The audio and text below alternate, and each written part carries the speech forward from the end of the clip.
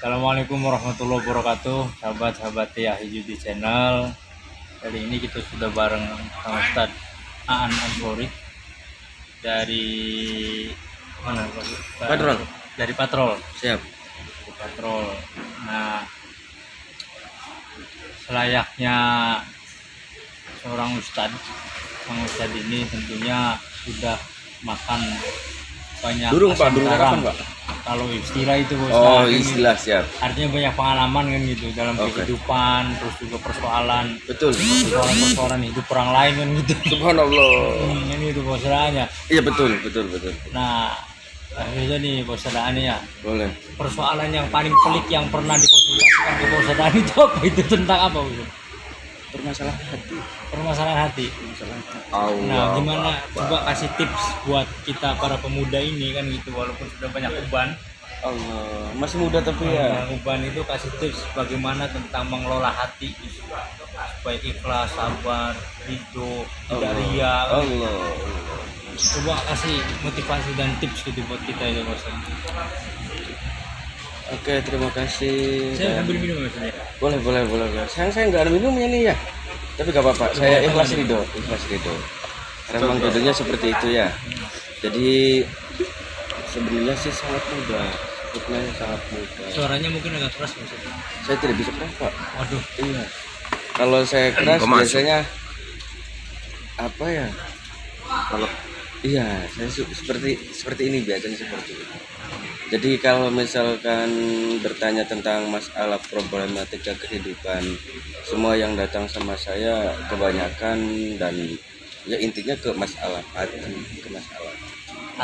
hati, masalah hati, perasaan. iya perasaan. Dan rata-rata mereka terbohongi oleh perasaan mereka sendiri,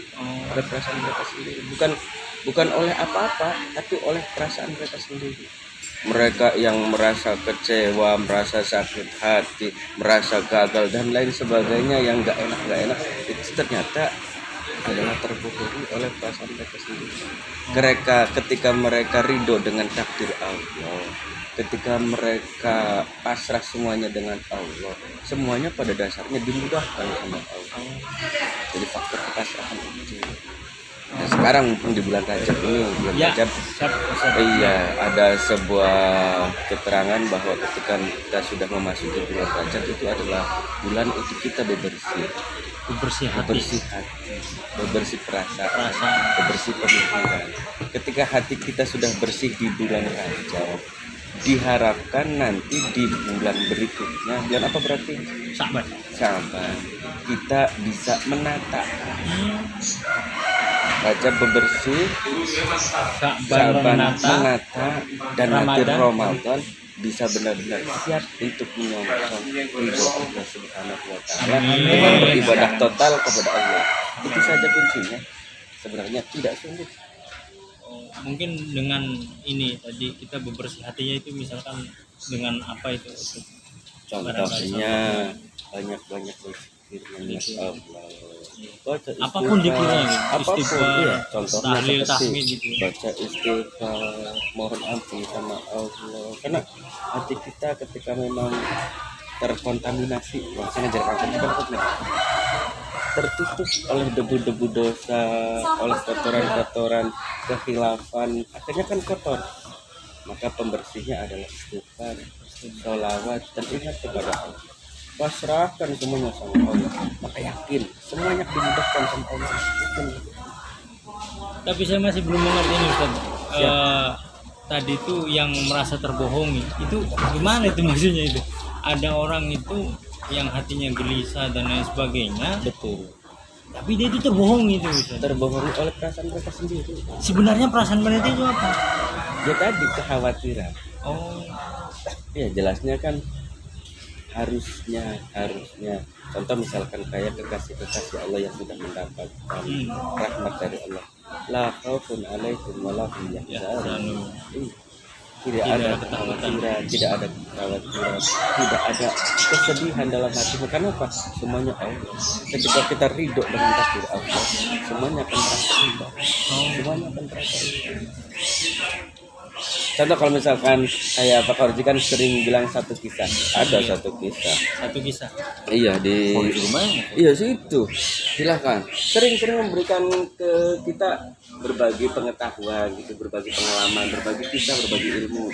Saya jadi teringat tentang satu cerita bahwa di satu daerah ada pengemis, tapi beliau rajin berzikir, rajin beribadah, rajin katakanlah apa ya melakukan semua yang diperintahkan oleh Allah Subhanahu wa taala. Tapi dia pengemis. Pengemis, dan karena kerajinan dia seorang pengemis tersebut, maka masyarakat sekitar menganggap bahwa pengemis itu adalah waliullah, kekasihnya Allah.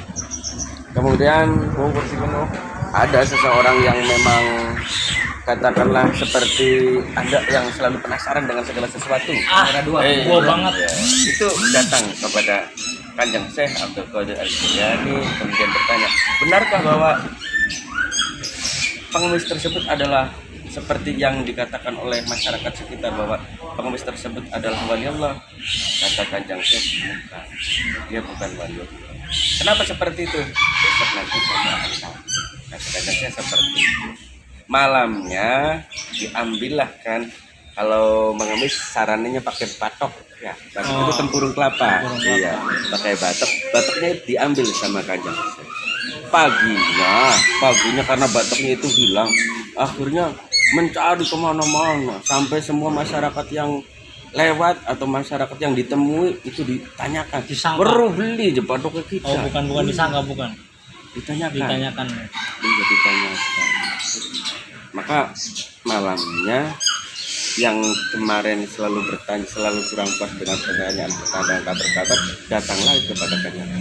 Katanya besok saya mau dikasih tahu bahwa yang bersangkutan pengemis tersebut bukanlah wali Allah. Kan begini, kalau misalkan wali Allah hilangnya uang 10 karung pun, 10 kanda pun, dia tidak akan pernah bersedih, dia tidak akan pernah berkhawatir. Tapi kenapa itu baru batok saja tempurung kelapa hilang sudah ditanyakan ke semua orang. Jadi seperti itu kunci hidup, terima saja apapun takdirnya Allah, yakin saja pada rahmat Allah, semuanya akan terasa indah. Semuanya akan terasa. Mungkin ini motivasi juga ini buat yang dirotasi. Betul. Kayak kita kan banyak yang masih belum move on ya, banyak yang masih belum rela, banyak yang masih belum menerima kenyataan bahwa kita memang katakanlah mengalami sesuatu yang sangat spektakuler ya, yang tadinya di kecamatan Anu ternyata dipindah di kecamatan Anu lagi gitu, di kecamatan B pindah ke kecamatan Z, ada yang dari masih tinggal di satu kecamatan tapi harus pindah ke satu desa. Itu kan membutuhkan proses, dan mereka terbohongi oleh perasaan mereka sendiri. Yakin ketika mereka ikhlas ridho menerima takdir Allah, semuanya akan indah, semuanya akan indah. Tinggal bagaimana kita menerima takdir Allah dan mau ya bekerja seikhlas ridho sesuai dengan apa yang diamanatkan oleh Allah.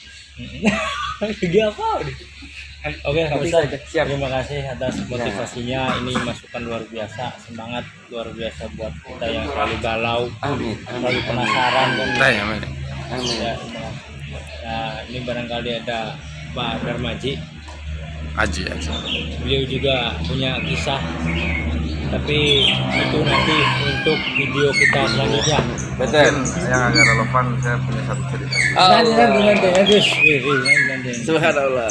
Oke, sekian video kita kali ini.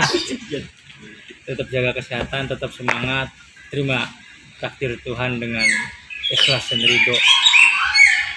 Wallahul muwaffiq. Assalamualaikum warahmatullahi wabarakatuh.